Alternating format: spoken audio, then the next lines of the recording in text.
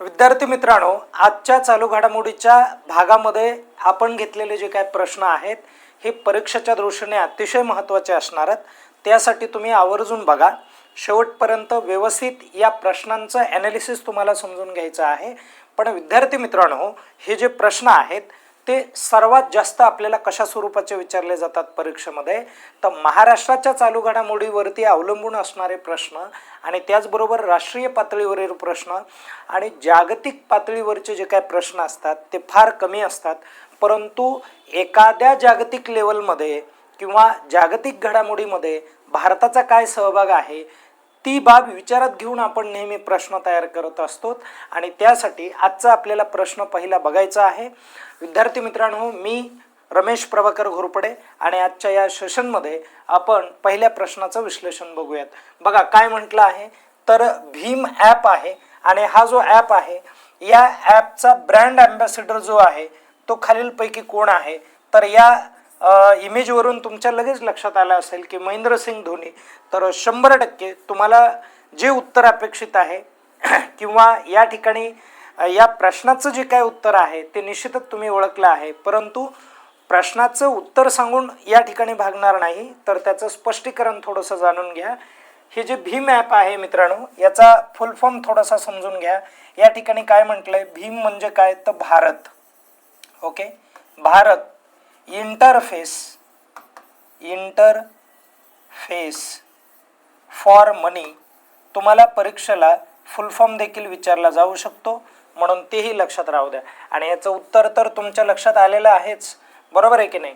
तर हा जो ॲप आहे हा ॲप डेव्हलप कधी झाला माहिती आहे का, तयार कधी केला, तर तो 30 डिसेंबरला मार्केटमध्ये आला होता. 30 डिसेंबर 2016ला मार्केटमध्ये आला होता. पण हे पण तुम्हाला समजून घ्यायचं आहे की हा जो ॲप आहे हा कुणी क्रिएट केला, जनरेट कुणी केला, तयार कुणी केला, तर NPCIने तयार केला होता. तो कधी तयार केला होता, 2008ला तयार केला होता. हे पण लक्षात राहू द्या. NPCL म्हणजे काय, याचं एक मुख्यालय जे आहे ते मुंबईला आहे या संस्थेचं NPCL. पण या NPCLचा फुल फॉर्म काय होतो हे पण तुम्हाला लक्षात ठेवायचं आहे. तर या NPCLचा नॅशनल पेमेंट, बघा, नॅशनल पेमेंट फॉर किंवा मग direct national payment corporation of India असा त्याचा फुल फॉर्म होतो. ओके, लक्षात राहू द्या, या गोष्टी महत्त्वाच्या आहेत. आता एवढंच स्पष्टीकरण आपल्याला इथे समजून घ्यायचं आहे, बाकी काही लक्षात ठेवायची आवश्यकता नाही आहे. आपण दुसरा प्रश्न अतिशय व्यवस्थित अशाच पद्धतीने तयार करू. लक्ष द्या. आता बघा, 60 मीटर स्पर्धा झाली होती आणि ही जी स्पर्धा आहे 60 मीटर वर्ल्ड इंडोर चॅम्पियनशिप म्हणून ओळखली जाते. तर या चॅम्पियनशिपमध्ये सुवर्ण पदक कोणी जिंकले किंवा कोणी पटकावले, तर हा अमेरिकेचा खेळाडू आहे. कुठला खेळाडू आहे, हा अमेरिकेचा खेळाडू आहे. आणि विद्यार्थी मित्रांनो, हा खेळाडू फक्त 21 वर्षाचा आहे, ज्याचं नाव काय आहे, जॉर्डन अँथनी अशा पद्धतीचं नाव आहे. याने काय केलंय, तर सुवर्ण पदक जिंकलंय. आता स्टोरी काय झाली होती ती सांगतो, तुम्हाला इन्स्पायर होता येईल, यामधून काहीतरी घेता येईल. तर हा जो खेळाडू आहे मित्रांनो, जेव्हा तो या मैदानावरती आला तिथे एक डेपो टेस्ट असते आणि ती टेस्ट या ठिकाणी झाली, त्याचं ब्लड काढण्यात आलं, तर त्याच्या वेजल्स, ती जी सुई आहे ती आऊट झाली. बघा, म्हणजे त्याच्या नसामध्ये सुई या ठिकाणी म्हणजे लावता आली नाही आणि म्हणून त्याच्या बॉडीमध्ये एक रक्ताची गाठ तयार झाली. तरी पण हा जो आहे तो मैदानात उतरला त्या दिवशी आणि त्याने ही स्पर्धा जिंकूनच दाखवली. बघा, तर असा हा प्रकार आहे. या गोष्टी खूप महत्त्वाच्या ठरतात.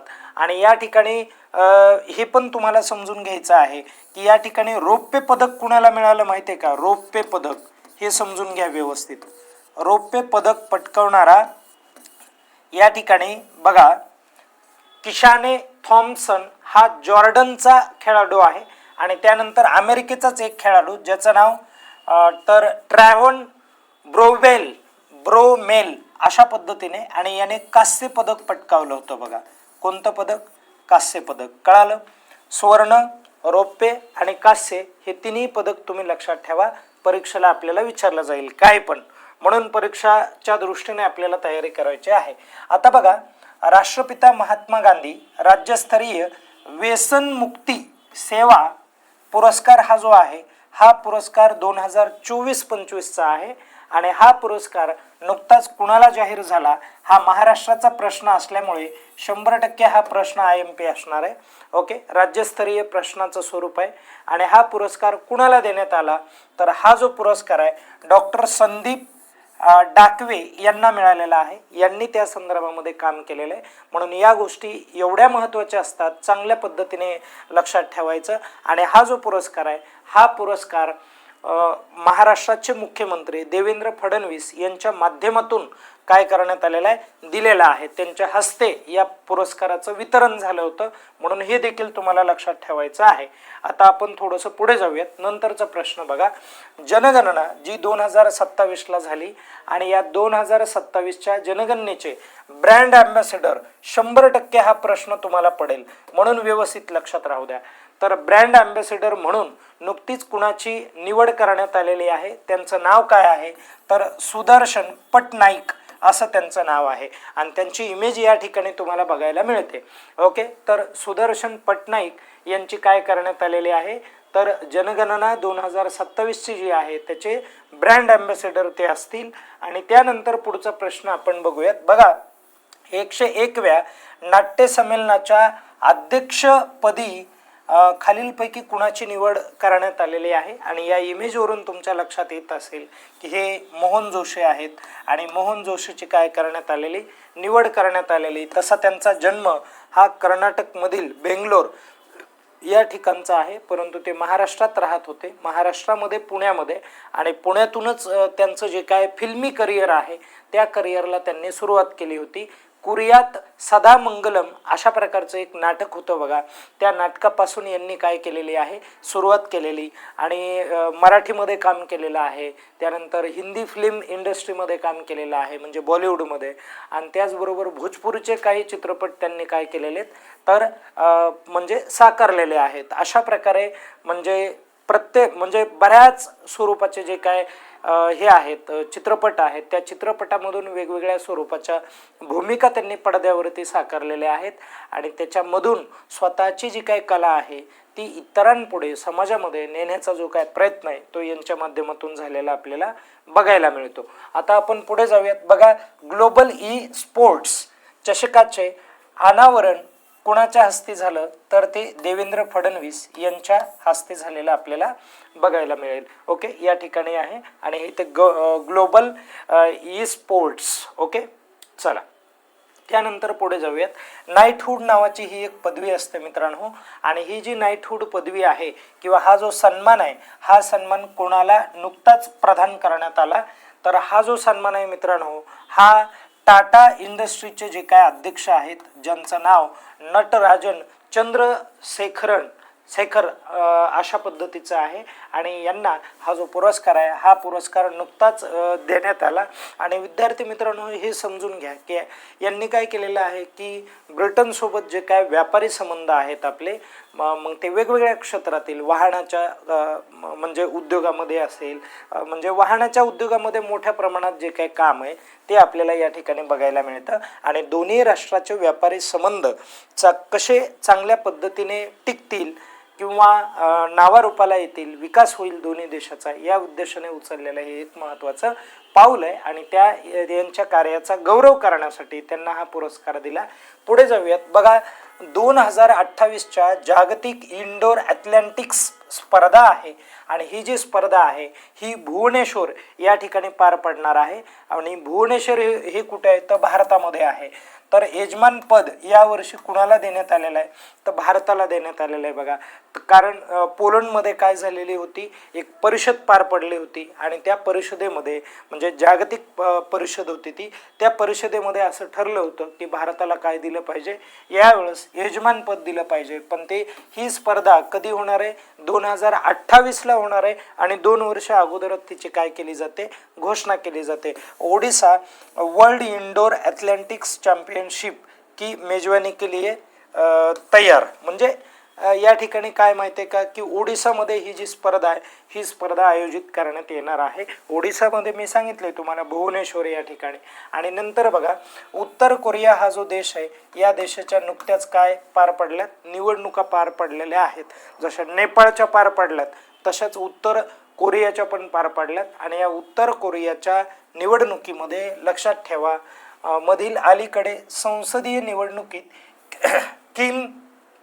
किम जोंग उन यांच्या पक्षाला किती टक्के मतं मिळाली अशा प्रकारचा प्रश्न विचारला जाऊ शकतो. आणि सर्वाधिक मतं मिळवणारा हा पक्ष आहे 99.93% एवढे मतं मिळालेले आहेत. आणि बघा किम जोंग उन निवडणुकीमध्ये 0.07% विरोधकांना काय पडलेले आहेत तर मतं पडलेली आहेत. ओके. आणि त्यांना स्वतःला तेवढे मतं पडलेली आहेत. आणि हा खूप जबरदस्त निकाल आपल्याला बघायला मिळतो. आणि आता काय होणार आहे की जवळपास बघा लक्षात ठेवा सुप्रीम पीपल असेंब्लीचे किती लोकांसाठी हे झाली होती ही निवडणूक तर 678 लोकांच्या म्हणजे एवढ्या जागेसाठी काय झालेली होती निवडणूक झालेली होती. आणि या जागेवर जवळपास म्हणजे 99.93% जे काय जागा आहेत या सर्व जागा या कोणत्या पक्षाला मिळालेल्या आहेत तर वर्कर्स पीपल लक्षात ठेवा वर्कर्स पीपल ऑफ कोरिया अशा प्रकारचा तो पक्ष आहे.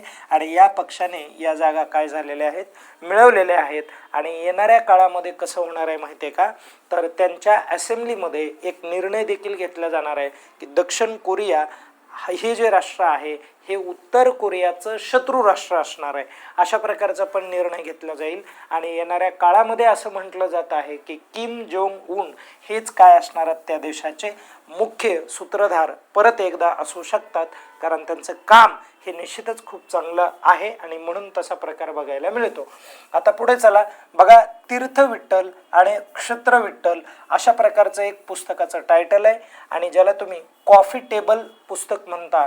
आणि हे जे पुस्तक आहे या पुस्तकाच्या लेखिका कोण आहेत असं म्हटलंय तर या लेखिका साहित्यिक बघा अरुणा ढेरे या आहेत. आणि अरुणा ढेरे यांचं काय आहे ते पुस्तक आहे. आणि या पुस्तकाचं प्रकाशन कुणाच्या हस्ते झालेलं आहे तर महाराष्ट्राचे मुख्यमंत्री देवेंद्र फडणवीस यांच्या माध्यमातून झालेलं बघायला मिळतं. या ठिकाणी आपण थांबूयात आणि पुनश्च एकदा नेक्स्ट लेक्चरमध्ये भेटणार आहोत. धन्यवाद.